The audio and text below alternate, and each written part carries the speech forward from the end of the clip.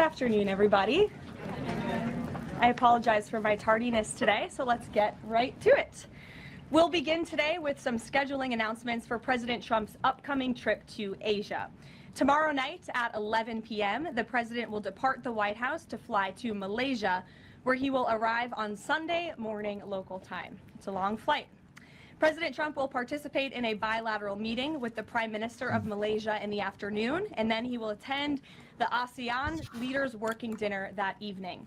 On Monday morning local time, the president will fly to Tokyo. Tuesday morning local time, President Trump will participate in a bilateral meeting with the new Prime Minister of Japan. On Wednesday morning local time, the president will fly to Busan, where he will participate in a bilateral meeting with the President of the Republic of Korea, deliver keynote remarks at the APEC CEO luncheon, and then participate in a U.S. APEC Leaders Working Dinner. On Thursday morning local time, President Trump will participate in a bilateral meeting with President Xi of the People's Republic of China before departing to return home to Washington, D.C. I mean, is there anybody who works as hard as president as this guy? I mean, he's everywhere. I mean, he's just everywhere. Whether you agree with his policies or whatever, this guy's everywhere. I mean, it's kind of funny. From him to, we had a weekend at Bernie's, and now we got this guy's everywhere. And, man, I think it keeps him young.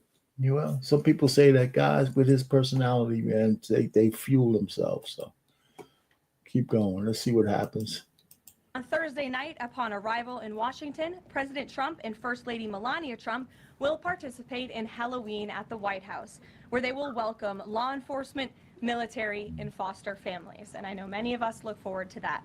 In other news, we are now on day 23 of the Democrat government shutdown. Senate Democrats have voted 12 separate times now to keep the government closed. Innocent Americans are suffering every day as a result. More than 500,000 civilian federal employees will miss a full paycheck tomorrow. Thousands of small business loans are going unapproved each month. This means almost $4 billion in capital is being withheld from small businesses across the country. The Democrat shutdown is also causing severe impacts at airports across the country. In one single day this week, the FAA had to issue ground stops impacting flights at Houston's George Bush Intercontinental Airport and Hobby Airport. 13,000 air traffic controllers who ensure that we all fly safely are continuing to work without pay. This is egregious and truly sad. Some of them are reportedly being forced to turn to driving for Uber and taking on other second jobs to make ends meet as the Democrats continue to shut down the government. Pilots are calling on Democrats to end this dangerous political game. The president of the Southwest Airlines Pilot Association called for the clean continuing resolution to be passed, saying, quote, "Our air traffic controllers and the broader air traffic system are already operating under immense pressure." Man, here's the thing, man, with air traffic control.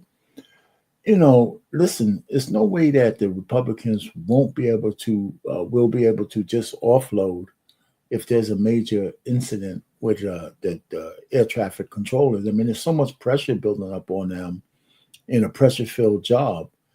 Listen, if a person can't feed their family and they got to work, I'm not so sure I'd be so happy with those guys doing their job. I know they're expert at what they do, but, I mean, it's not just a slowdown.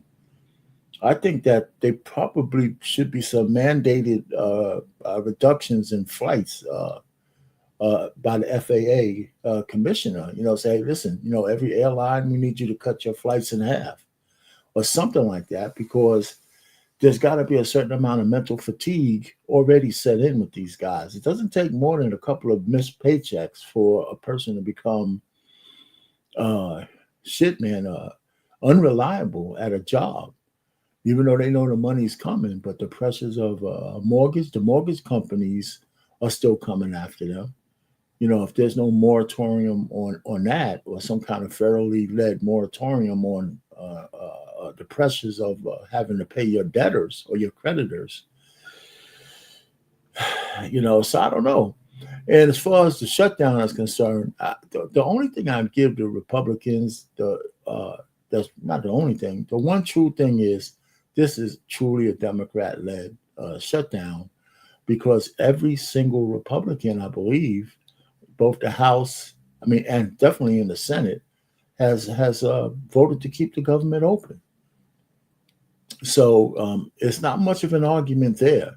And what Schumer and Timu Obama want the Republicans to do is to actually renege on some of the things out of the big, beautiful bill, which I still think is a stupid name.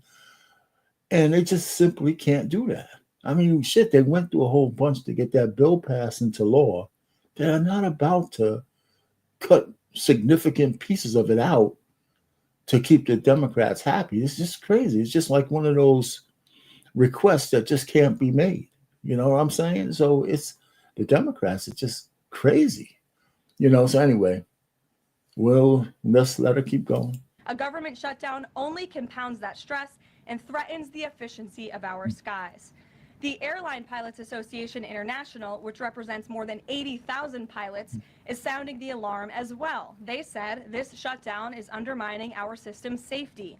Resources are stretched thin, negotiations are delayed, and strain grows daily. With the Thanksgiving holiday approaching, we are nearing the busiest travel period of the entire year, when millions of Americans will go to airports to spend time with their loved ones. Let us be very clear from the White House today. If the Democrats continue to keep the government closed, we fear there will be significant flight delays, disruptions, and cancellations in major airports across the country this holiday season.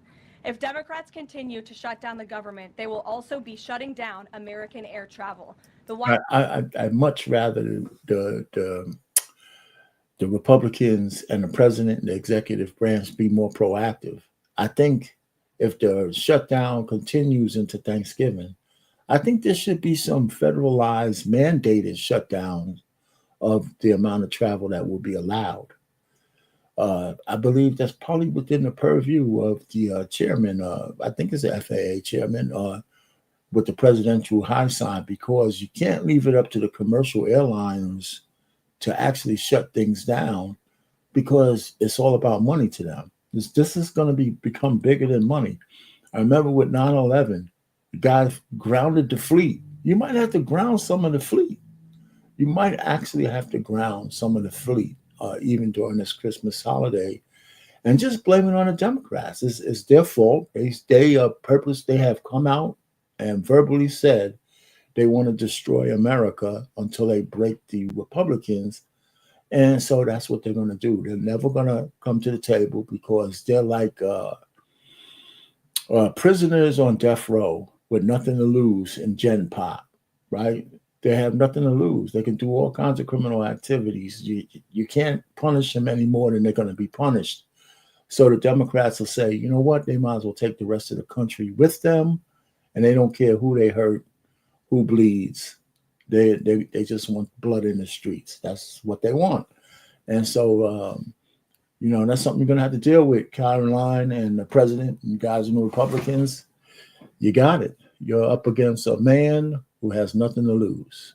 The House is in constant communication with the air traffic controllers, with the airline associations, and with them, we urge Democrats to please pass the continuing resolution so we can just end this madness and this chaos and reopen the government. These are very avoidable consequences. The unnecessary pain, unfortunately, does not end there. Funding for the Supplemental Nutrition Assistance Program known as SNAP, which provides food benefits to low-income families, is beginning to lapse this week in some states.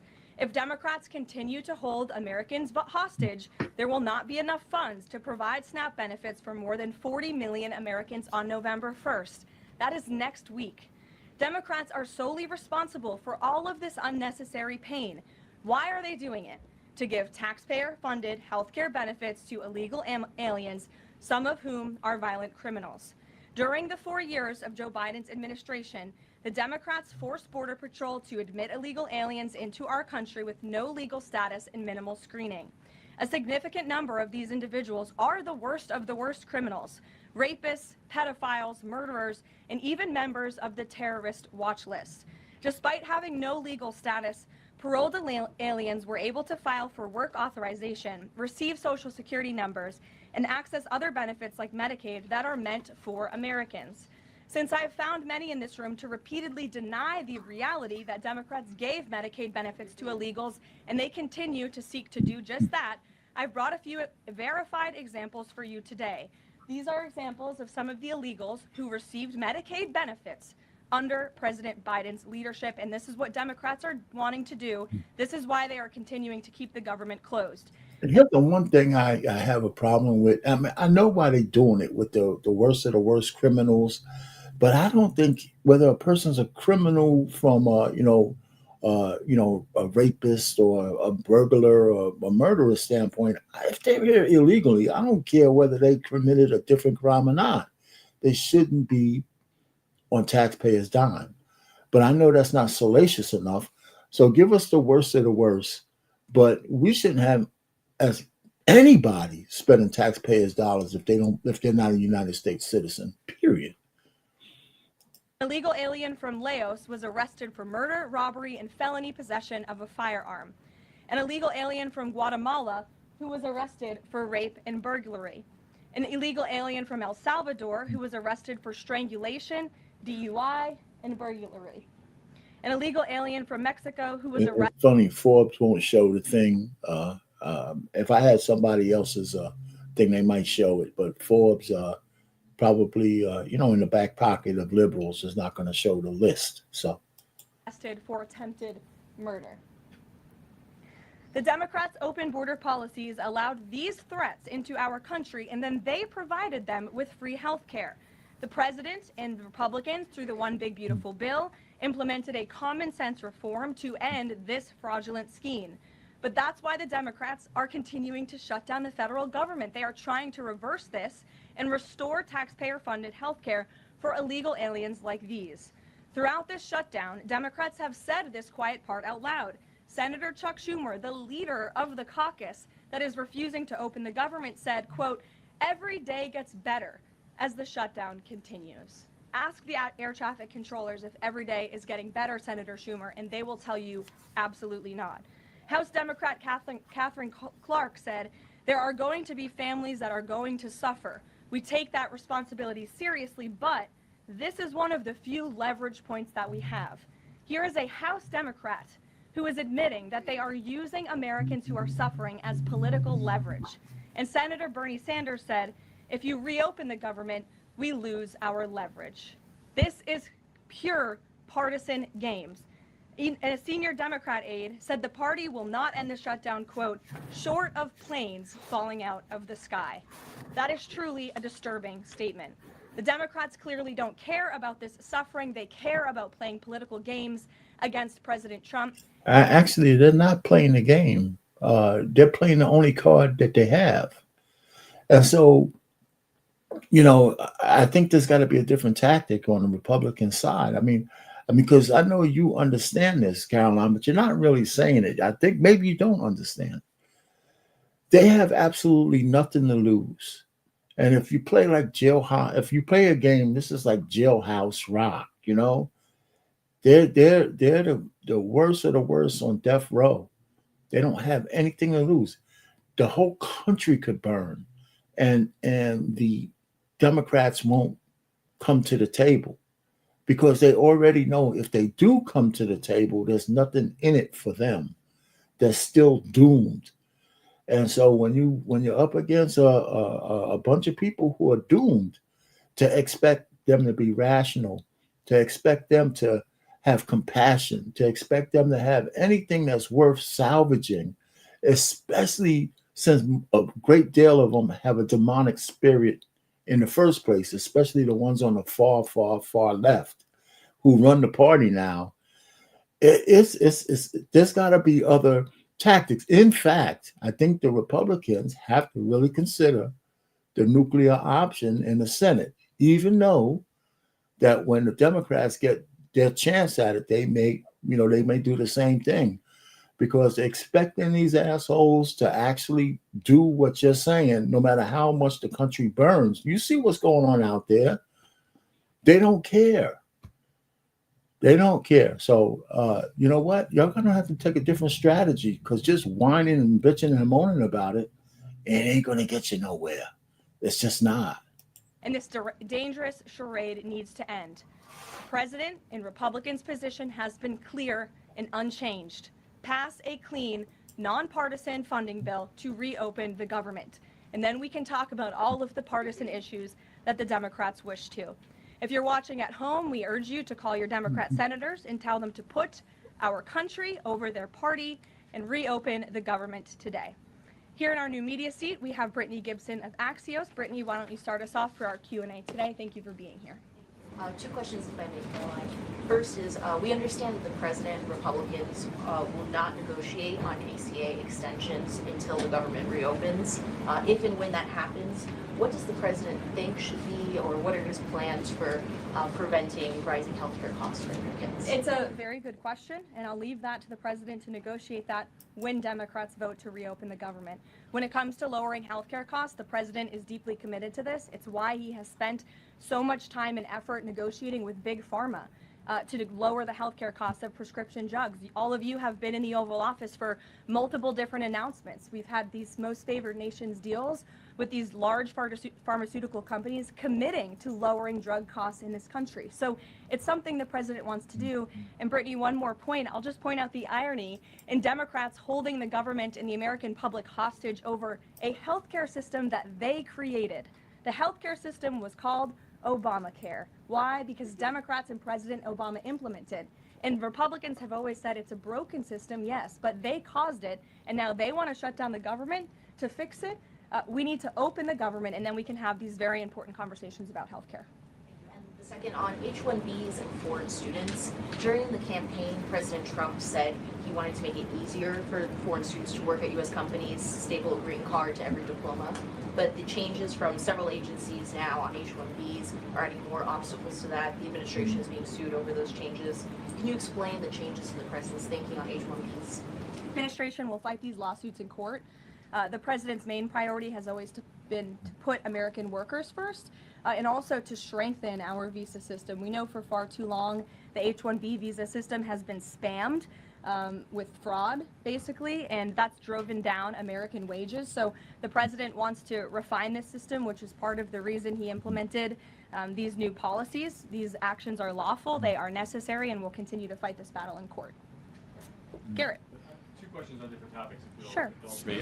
On the pardon of Changpeng Zhao, apologies if I'm mispronouncing that name, Binance has significant business interests with World Liberty Financial, the president's family's crypto company. How do you respond to the allegations from Democrats that this is a corrupt act?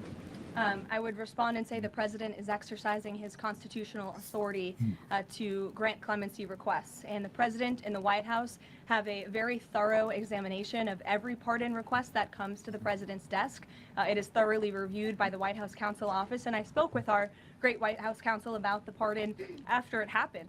This was an overly prosecuted case by the Biden administration. Even the judge in the case admitted that the Biden administration was pursuing a egregious over-sentencing of this individual, and the previous administration was very hostile to the cryptocurrency industry. So the president wants to correct this overreach of the Biden administration's misjustice, and he exercised his constitutional authority to do so. And to the Democrats, I would just say, there's nothing more corrupt than what President Biden did on his way out the door, pardoning his extremely corrupt son and many of his associates. You know, see, I wanted to stop that there because I had a conversation with a buddy of mine about the pardons because he was talking about the recent Trump pardon, not of this particular case, but of the congressman, I guess Menendez or whatever. And I said to him, I said, listen, you know, let's not get into the fact of pardons, right? Because every single president has the power to pardon the people, you know, based on whatever criteria they come up with. And so we'll just be getting into a tit for tat conversation. I mean, I can go through a whole litany of guys, you know, that Biden pardoned, and they'll come back and say, well, what about all the January 6th guys? And I mean, it's really it's one of those conversations that, you know, you did your dirt and I did my dirt. I don't like who you pardon, you don't like who I pardon. And there might be a couple of universal people, right, that might get pardoned that probably would be bipartisan. For example, if the president pardons Ghislaine Maxwell, he'll lose everything.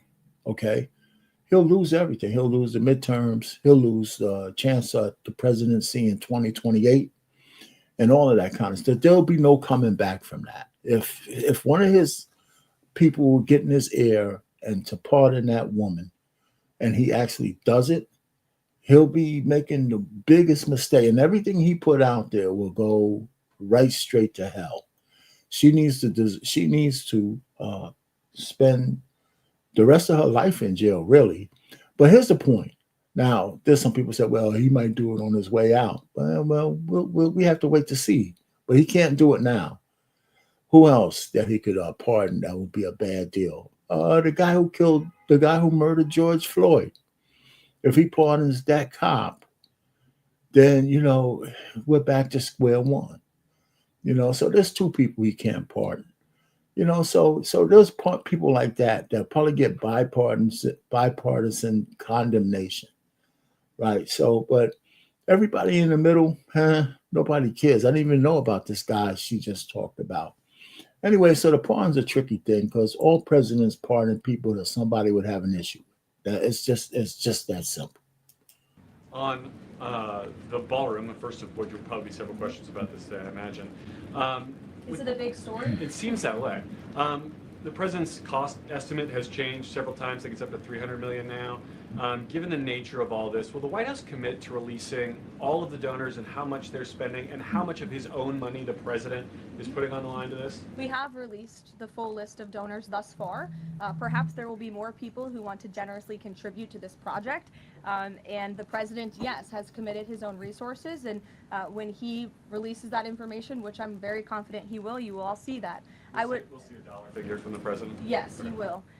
And I would also just add the president has been incredibly transparent. I would reject any notion otherwise when it comes to this ballroom project. It's something he personally has obviously taken an interest into and has talked with all of you in this room many times about. You have seen the model in the Oval Office. Last night he showed that for you. But when this plan was presented and when these renderings, as soon as they were complete, the president directed me to come out here and to share them with all of you. I did an entire opening remarks about what this ballroom project was going to look like. With any construction project, there are changes over time as you assess what the project is going to look like, and we'll continue to keep you apprised of all of those changes, but just trust the process. This is going to be a magnificent addition to the White House for many years to come, and it's not costing the taxpayers anything. The president is privately funding this ballroom addition to the White House grounds. Jennifer. To follow up on that, one thing that's not in the president's model is the East Wing bunker, the President's Emergency Operations Center. Can you say if his update, that $300 million, does that include the cost for upgrading that bunker? Look, like any security enhancements that are made on the White House grounds, those will be made and maintained by United States Secret Service. As for the cost of the ballroom and the construction itself, all of that is going to be, like I've said, privately funded and paid for by the president himself and many generous patriots who have stepped up. Included in that funding? Correct. Okay, and then can you say, well, that's all right, I'll skip that one. Thanks. Okay. So the White House has explained that the reason you didn't submit construction plans to the NCPC is because that commission, along with others, don't have oversight over demolitions, but only over construction. And so far, you haven't built anything. So can you help us understand, can the president tear down anything he wants without oversight? Can he demolish this building or, say, the Jefferson Memorial? So it's not the president who came up with that legal opinion himself. That's a legal opinion that's been held by the NCPC for many years. It's written, so we can get you that background and that research if you wish to include it in your reporting, because it is very important. They have ruled consistently, their general counsel has said, when it comes to phase one of this project, the tearing down of the current East Wing structure, a submission is not required legally for that. Only for vertical construction will a submission be required, and that's a legal opinion from them, and we are following that legal opinion. And again, I would just add, can any president do such a thing to the White House grounds? There have been many presidents in the past who have made their mark on this beautiful White House complex. This briefing room, as you all know, was not once a briefing room. It was a swimming pool. There have been presidents who have completely torn down the executive mansion. If you look at what President Truman did, some of the photos of the construction project that took place in those years, I think sitting here today, we're all grateful for those efforts and the modifications that happened at that time. And again, in due time, the East Wing is going to be more beautiful and modern than ever before. And in addition, there will be a big, beautiful ballroom that can hold big parties and state visits for generations to come. So it sounds like the answer is yes, he can tear down whatever he wants. And then secondly, I mean, That's not what we're saying. That's Yeah. Why? Yeah, it's such a stupid ass, question. I mean, he wants to build a ballroom, period. And she just answered it. What else? This whole notion of trying to get her to say, yeah, he could do whatever the hell he wants. That's not what's on the floor. He's not asking to do whatever he wants. He just wants a ballroom. Listen, one of the people, I know the Democrats and the liberal media and shit like that. Let me tell you, there's got to be some goddamn perks to being the greatest, the most powerful man in the world. There's got to be. I mean, there's absolutely got to be some perks with being the top dog in the goddamn world. And if I want a ballroom, I think some of y'all should just shut the hell up, man. Especially if I'm saying I'm paying for it. I mean, it's really just, some of it is really just that simple, right? I mean, if there's no perks, let's just say, if there's no perks for being the top gun, then what the hell is it there for? For what? To listen to all you dogs just chirp at my heels? I mean, it's just crazy. So he didn't say I can do anything I want. He wants a new ballroom. And he went out and found some people to help him pay for it so they can get their, if I'm Boeing or if I'm one of the major manufacturers who contributed all the billions of dollars that they have or whatever they can to it to get their name on a plaque or to get a corner named after them, that's a smart way to do it, right? You want patrons. It's just crazy. I mean, it's just crazy. a legal opinion that's been held for many years. And no, it's something that presidents have done for years and years. In fact, I have some photos here. Thank you, Pat, to show you the construction that's taken place on the White House grounds. This is the construction of the West Wing in 1902. Look at this, the construction of the West Terrace in 1902. These images look quite similar to what you and the American people are seeing today, the construction of the East Terrace as well. You look at the construction of the West Wing expansion in 1934. So look, this is a legal opinion that's been held for many years. Look at, this is 1950. That looks a lot like what you were seeing today. Can he demolish anything he wants? What do you think that oversight? rubble is? How did that rubble get there? Yeah. Right, so I'm asking. Yeah, I wouldn't answer that Many of question. them are. I wouldn't answer that question. Immigration and another on Venezuela. It's being reported that this semi-truck driver suspected of killing 3 people in a DUI crash is an illegal immigrant who came in under the Biden administration. Do you know if California gave him a commercial driver's license? And then it also appears that California largely has not been cooperating with English proficiency standards. I'm wondering if the administration has any further plans to punish the state. Yes, I can confirm that California gave this individual a license, and it is something that the Department of Transportation has already looked into. I know Secretary Duffy, who's doing a phenomenal job, has spoken on this many times in the crackdown that the Department of Transportation is taking on these licenses that are wrongfully being issued to people who clearly do not deserve to uphold these positions. As for this case in California, on October 22nd, ICE lodged an immigration detainer for this individual following his arrest by local authorities in California on charges, as you know, of manslaughter while intoxicated and driving under the influence. He killed 3 people, and he first entered the United States in 2022 through the southern border, and he was released into our country by the previous administration.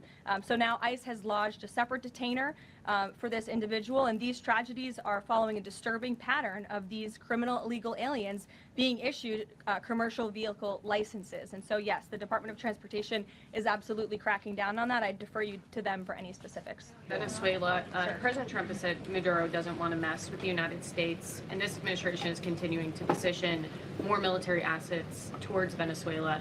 I'm wondering if the end goal of this narco-terrorist war is to implement a regime change in Venezuela. The president has spoken on that, Reagan, and I certainly won't get ahead of him. What we've made very clear is that this administration is not going to tolerate international narco-terrorist organizations from trafficking drugs into the United States.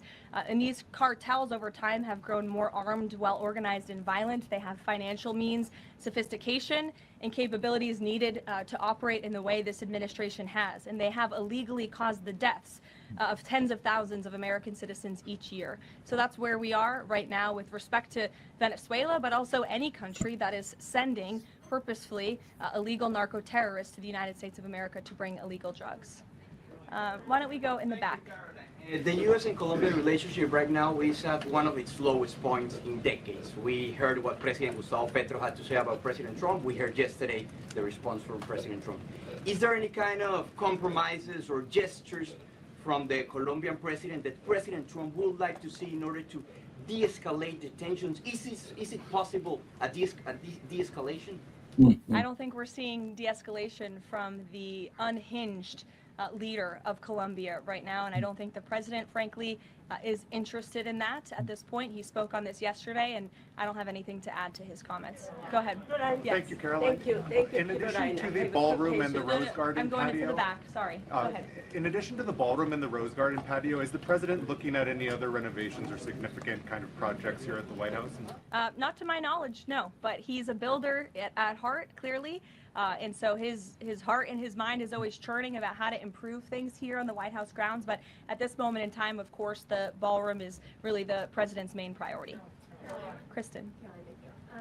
Last week, President Trump announced that he had a productive call with Vladimir Putin. They scheduled a meeting in Hungary.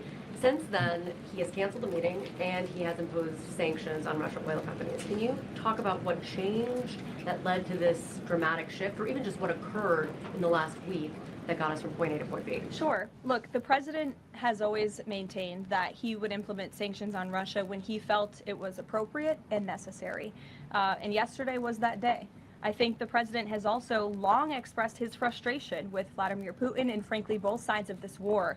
And he's always said in order to negotiate a good peace deal, both sides need to be interested in a good peace deal. And he feels as though, unfortunately, from the Russian side as of late, he has not seen enough interest and enough action in terms of moving the ball forward towards peace. And so a meeting between these two leaders is not complete. It'll be a waste of time.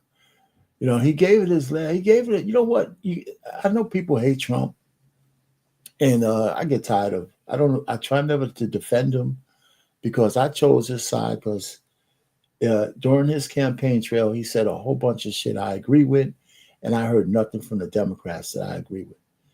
But on this one, on a human level, forget about Trump being a man. You got to give the guy some flowers for trying to stop the death and destruction in two countries that, you know, that our citizens are not in because of the issue that war has for the world, and the fact that the loss of life in both places is just a waste.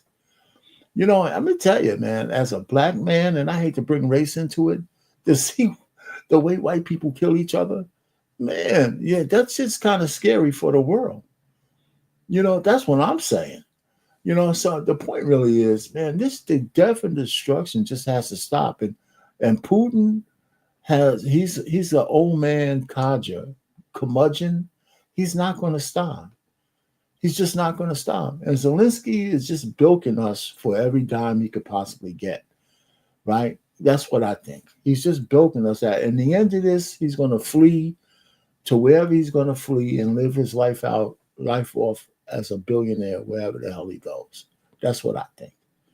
Completely off the table. I think the president and the entire administration hopes that one day that can happen again, but we want to make sure that there's a tangible, positive outcome out of that meeting, and that it's a good use of the president's time. Of course, he's traveling to Asia next week. He has a number of events coming up here on the home front as well. He's been incredibly busy, as you all know. You're all tired from covering him and his movements every day, and so we want to make sure it's a good use of the president's time, and the president doesn't want to waste his time, and he said that. All between the Secretary of State and Lavrov that led President Trump to believe that President Putin or the Russians did not want a peace deal? That was not the sole reason, no. I think the Secretary Rubio felt that was actually a productive call. But again, the president wants to make sure that a meeting between himself and President Putin will be a good use of his time. Absolutely. What exactly led to President Trump not believing after his call on Thursday, where he said he did think he wanted peace and wanted a peace deal, to believing that Russians were not? Again, the president wants to see action, not just talk.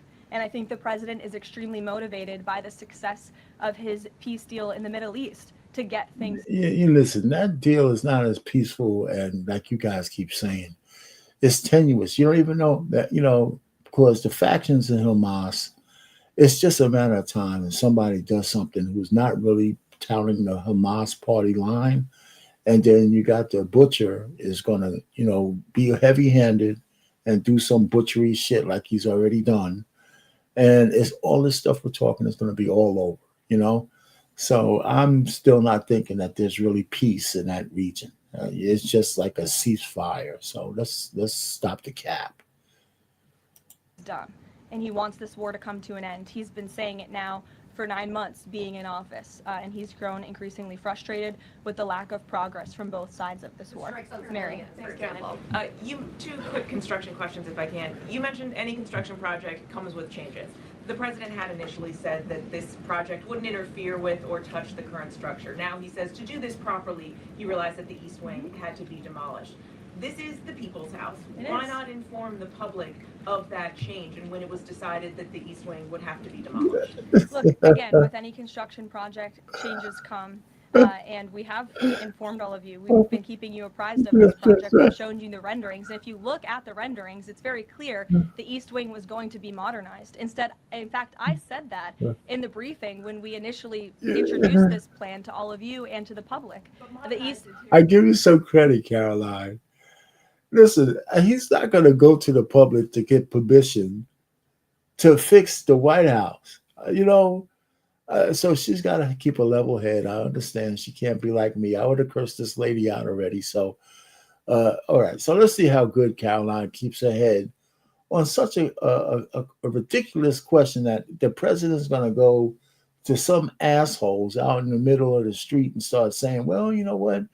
I want to do a ballroom, but I need the people's permission to actually, modify the East Wing because we find this buttress over here that we can't really get the ballroom together unless we take this and redo it. Like we can't fix, like we can't make the goddamn East Wing a little bit better while we fix the ballroom so it meshes and things move and we could have the security we need in the East Wing. It's just ridiculous shit, man. It really is. And so I give Karoline, my girl Karoline Leavitt, some credit for keeping her head when she gets questions like she's from this idiot reporter. Well, again, the plans changed when the president heard counsel from the architects and the construction companies who said that in order for this East Wing to be modern and beautiful for many, many years to come, for it to be a truly strong and stable structure, this phase one that we're now in was necessary. And the president wants to do right by the people's house. And so that's exactly what he's doing. It's going to be, again, like I said, much more stable, strong, secure, and more beautiful than ever once it's complete. And the First Lady's offices, where will those be? The First Lady's offices, the Social Secretary's office, and they will be back where they were? Yes. Thank you. Cattle ranchers who supported the president's election have raised some concerns about plans to import beef from Argentina. How will the Trump administration support those farmers? Look, the president hears those concerns. He addressed them yesterday himself. President loves our ranchers, and our ranchers love our president. And in fact, the president did a lot for them in his first term here. They are struggling because of the many horrible policies of the previous administration. President loves our ranchers, and he also loves American consumers, and he wants to do right by both. So the immediate solution to the problem of the rising cost of beef, President wants to bring that down as we have to increase our supply. And so that's what he's doing with respect to these imports. The president also is looking out for our ranchers with a long-term plan that was released by the Secretary of Agriculture yesterday. It's a 3-part plan. It's very extensive and detailed. I would encourage all of you to read through it. But there's really 3 points to this plan that the president has agreed upon and has entrusted Secretary Rollins to implement. Number 1, strengthening U.S. cattle production through increased grazing access, endangered species reforms, enhanced disaster relief, increased access to capital, and reducing costs for new and young ranchers. We want to incentivize more Americans to get into this noble profession. Lowering long-term costs by cutting inspection costs, increasing market options for consumers with product of USA labeling, and ensuring consumers know that they are eating American beef. It's a good incentive for the American consumer. And lastly, growing the domestic herd while boosting long-term demand to reduce prices for consumers while growing the markets for our ranchers. So President hears them. He has to address both of these problems for the ranchers, but also for the American consumer. She said something in there that she skipped over. Now, I don't know exactly what it means, but I would imagine there's a whole bunch of damn bird watchers who are trying to protect endangered species by limiting grazing areas or whatever kind of areas, so they don't like exterminate some kind of species here or there, right? Just like in California, they wanted to protect some damn little fish, so they would put in a drought in somewhere in the country so the water wouldn't flow all the way from the north down to the south, right? And just give it to the ranchers or whoever in that middle fertile country, right? Because they were protecting some species, some bullshit excuse to hoard water. So I would imagine there's some land out there that if they let the cattle graze on it, some insect or something might go extinct. That's what I think that little phrase was up in the beginning, the protected some shit. And so, yeah, you do have to weigh that against moving, but, I mean, if you didn't care about exterminating human life during Manifest Destiny, right, I'm not so sure we should be so crazy about a couple of insects. That's what I'm thinking, right? And it's a horrible thing to say, but when you do your analysis, in order to take over America, there was a whole bunch of people that they didn't care about exterminating. So let's be cool about this little cricket or some shit that you're thinking about trying to protect. He promised to lower costs, and that's what he's committed to doing. Karoline, hi, thank you. 2 questions not on the ballroom. The first is, there's a Democrat in Texas who's actually running for Congress who said last night during an interview when talking about fighting Republicans and this administration, quote, "If you hit me in my face, I'm not going to punch you back in your face. I'm going to go across your neck." This has obviously really upset those folks over at Turning Point USA after the Charlie Kirk assassination. Just your response to that kind of rhetoric. It's very jarring rhetoric, and I think it's very unacceptable. I hope the people of Texas will do the right thing and reject this person's candidacy. It should have no place in American politics. And then just a quick second question on oversight Democrats that are saying that they're creating this master ICE tracker, basically tracking all ICE activity. We've seen the protests in New York just yesterday. Homeland Security is saying that this sounds like obstruction of justice. What do you say? Again, this is actively putting the lives of our ICE agents at risk. We've seen media outlets, in fact, in this room, also write stories about ICE tracker apps that Democrats and other left-wing activists have created to track the location of ICE agents on the ground in our communities. Again, I've said this repeatedly, and I will continue to say it. The men and women of ICE are outstanding people. I wish a Democrat on Capitol Hill would actually have the courage or the guts to stand up to their party and sit down with some of these men and women who are doing this incredibly difficult job of enforcing our federal immigration laws. They are, again, simply trying to enforce the law and do their jobs. And if Democrats spent a little bit more time understanding that and also focusing on the people who they are trying to get out of our country every single day.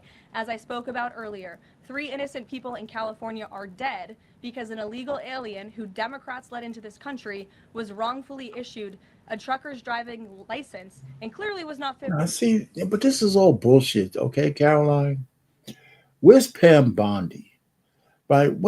Here's the thing that I give Democrats, right, over the Republicans. they don't mind going scorched earth, right? I think Pam Bondi should indict J.B. Pritzker. She should indict.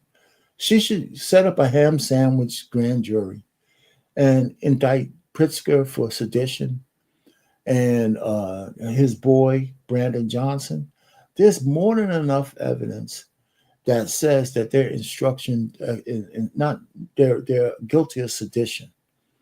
Just read the definition, textbook. They got all kinds of. We got footage, verbiage. There's all kinds of things that they've said, and at their position in leadership, that will probably equal to sedition. They're in open rebellion to the federal government. Okay, so they should just get. Even if it won't stick, even if it would cause consternation, I think that's the kind of consternation that needs to happen. And so when little guys talk about shooting people in the neck, or people talk about ICE tracker, we got hackers, we got cybersecurity people on the federal government. The people who are coming up with these doxing things, they should be arrested. Forget about it's enough talk. Just start rounding them up. They can have their day in court, but you should be making their lives as miserable as you can by indicting these people, even on the flimsiest of evidence. And the reason why I can say that, y'all do it to black people all the time. Y'all do it to poor people all the time. Y'all do it to people that y'all think is, all the time. There's people who get arrested on the flimsiest of evidence. And y'all got all of this stuff. Just make their lives miserable. Y'all said the president went through all of that shit on flimsy evidence on the first from 2020 to 2024. So take the gloves off, tell Pam Bondi to get off her ass and start making big headlines by putting your political enemies in the line of legal fire. Legal fire. Indict some of these guys. Not Letitia James, who's probably guilty of what they're talking about. I'm talking about these guys on that hairy edge. Gavin Newsom, Karen Bass, people like that who are in open rebellion against the federal government and doing everything they can to be in rebellion. There's laws against that. They're right on the hairy edge. And we should be on that, and the government should be on that hairy edge too by arresting some of these people, at least indicting them and putting them through the ringer.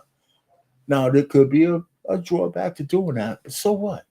These people are playing real dirty, right? So sometimes you got to get dirt on your hands too. For the job because he was driving intoxicated and killed 3 innocent people. Democrats should focus Where's more the on that. perp war? Stop trying to fight this president and his administration on every turn and restore law and order. That's all that we and these brave men and women of ICE are trying to do. Mary. Thanks, Karoline. I have 2 questions, one on San Francisco and one on the No Kings protesters. On San Francisco, the president said that he had a call with the mayor and he was planning on surging there, but now because the mayor really wants to fix it up himself, they're going to do that.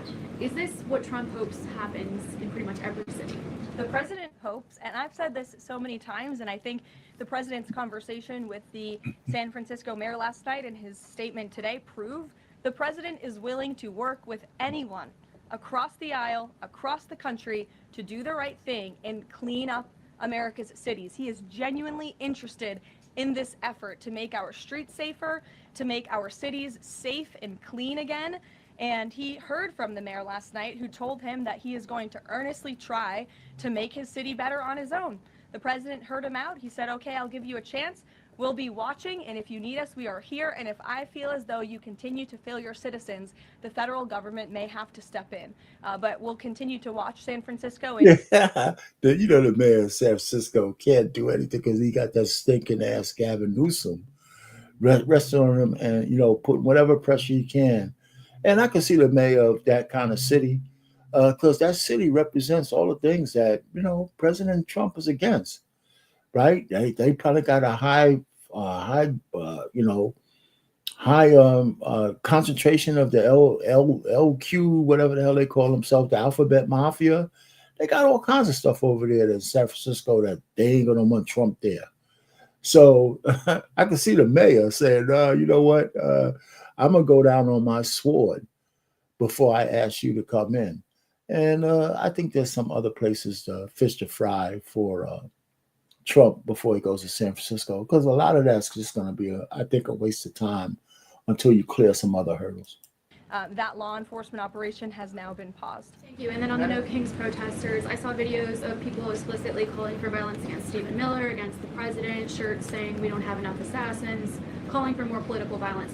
Does the president want to see arrests here, and are we going to see arrests of these types of explicit calls to violence? I would think myself, the president, and everyone here at the White House certainly hopes that anyone who is making violent and illegal threats in that way against public officials will be arrested and prosecuted. Sure. No. Don't gloss over that, Caroline. Where are the arrests? And maybe the reporters should say, well, where's Pam Bondi in all of this? Where are the arrests? There's more than enough evidence. There's more than enough people. Like if I went online and started saying, shoot this person or shoot that person or shoot that person, I could get a call from the FBI. I'd have somebody come here, right? Well, we should start treating all of those threats as event level threats, even if they aren't. I think we should just have people start showing up to these places where the congressmen in in Los Angeles talked about, John Lemon should be arrested. For example, he talked about black people get guns to protect yourself from ICE. Right? How come he's not arrested? He's talking about threats and having guns to have a gunfight with ICE. Right? Yeah, and ICE is not even after black Americans. So, you're smiling and all this shit. Where's Pam Bondi at? She should be busy, and I don't even care if they're frivolous. I do care if they're frivolous, but there's enough evidence against anybody she would go after who said something on the public airwaves to make their lives a living hell, with legal red tape for what they've said. Two questions. Would the president support the Senate ending the legislative filibuster to end the shutdown? This is something I haven't heard the president talk about much, so I don't want to speak on him for it. I'll let him answer that question himself. This is the nuclear option thing I was talking about. They have a nuclear option to go ahead and open the government back up, but it's a slippery slope, because if they do it, they won't be able to shut it down as if the Democrats ever take back the Senate. Do you have an update on the NASA administrator nominee? Do you plan to nominate anyone soon? Or does the president nominate anyone? Sorry. I'll leave that to the president himself. He'll make a decision in due time, and when he does, you will hear directly from him, as you always do. We'll give our friends in the back a chance. Yes. As you mentioned at the top of the briefing, USDA has warned that it will run out of funds to pay full SNAP benefits next month if the shutdown continues. Senator Hawley is floating a bill that would ensure SNAP benefits are continued to pay during the shutdown. Would the president support such a move? And you also announced that the administration was using tariff revenue to keep WIC going during the shutdown. How long will that last? And is anything similar being considered for SNAP? Yes, the administration would absolutely support that legislation. We hope that it would come over the finish line, but the bill that will get everyone paid and put everyone back to work is the clean continuing resolution. That's right. That's what the president and Republicans want to see. Ed, go ahead, Ed. Thanks, Caroline. On the Russian sanctions again, how much pressure do you think this sanctioning these two Russian companies actually puts on President Putin? Because the last administration sanctioned two other oil companies. So how much economic pressure is this really? A lot. If you read the sanctions and look at them, they're pretty hefty. And I saw some international news out of China this morning that they're scaling back oil purchases from Russia. We know India has done the same at the request of the president. The president has also pushed European countries, our allies, to please stop their purchases of Russian oil as well. So it's full court press for sure, and we expect that these sanctions are going to do harm, as the Secretary of Treasury said yesterday. Could there be more? Is this just the first step, or could there be more sanctions? I'll leave that to the president to decide. Sure. Video or heard the NBA gambling involved in the gambling issue there. Does the president gamble? What does he think about that? You know, I'm not sure. I don't think he does. I've been with him quite some time, and I have not seen him gamble before. I don't think he's a big gambler, but you can ask him yourself the next time you have a chance to, Ed. Go ahead. Thank you, Karoline. I've got two Hi, quick Jake, questions. and then we'll go to you. Thank you. You're welcome. Two quick questions. Back to the ballroom. It is a very spectacular ballroom, according Thank to the you. renderings. And if it's half as nice as the one at Mar-a-Lago, then future presidents are really going to appreciate it. They will. Thank you, Jake. First of all, is there like an official name? Like, are we calling it the Trump Ballroom, or does the president have a vision for what the name for the ballroom is going to be? There will be an official name. I will let the president announce that once he firmly decides on it. You know, I tell you, man, he better not call it the Trump Ballroom. But there is absolutely no way that he's not going to call it the Trump Ballroom. I mean, we already know. We already know. I mean, you know, why? Look at that shit-eating grin on her face. She already knows. You know, she already knows what the name of the damn ballroom's going to be. It's just the way Trump is going to do something like this without putting his name on it. You know, hell no. That's funny, man. But that's a good question. I like that question. That's a good question. But then look at that. She already knows, man. It's going to be called the Trump Grand Ballroom or some more shit like that. Question is, you know, looking at these renderings, and it kind of got me thinking, he's likely going to go down as the greatest builder of this era, and you've been in on a lot of those meetings with him. To your knowledge, has the subject of rebuilding the Holy Temple in Jerusalem come up? It has not. No. It has not. I don't. I'm sorry, Jake. Go ahead. Karoline, on the CC pardon, could this clear the way for finance to resume U.S. operations? I won't get ahead of that. That's something for Treasury or the Departments of Commerce to comment on, so you're welcome to ask them. And then one follow-up question. Any more details on the president's Walter Reed visit? The readout from his doctor mentioned advanced imaging. What procedure was he referring to? Advanced imaging is something that presidents receive and people receive when they go to the doctor. And so we provide a detailed readout of that physical, and I would encourage you back to that. Presidents and I don't know the exact imaging that took place, but as the physician's note said, the president is in incredibly good shape, and I think that's evidenced here every single day. Danny. Karoline. Back to the ballroom, I'm afraid. I just wanted to ask, because in July, the White House said that it would cost $200 million. Yesterday, the president said $300 million.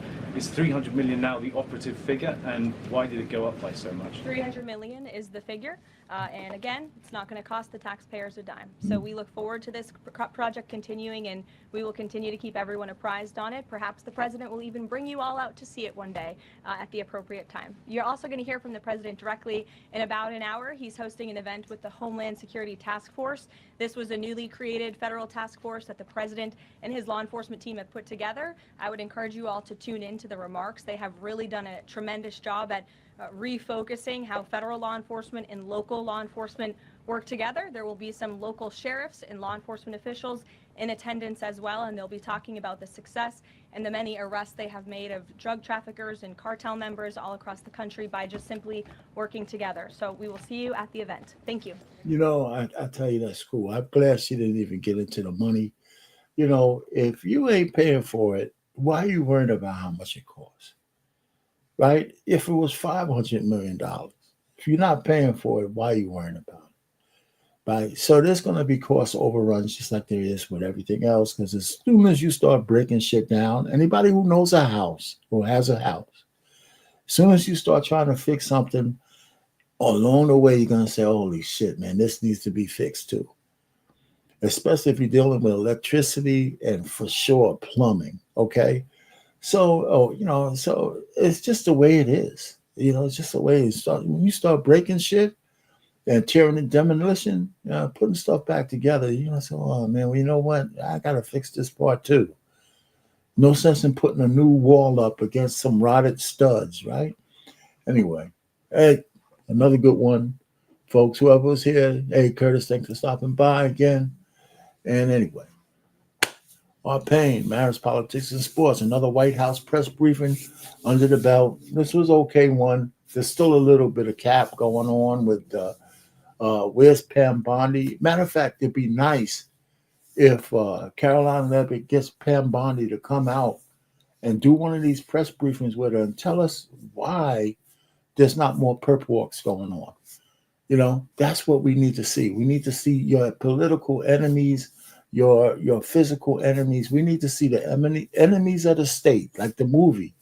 We need to see them indicted, and we need to see them go through the pressure of proving their innocence. Our Payne, marriage, politics, and sports. Over and out.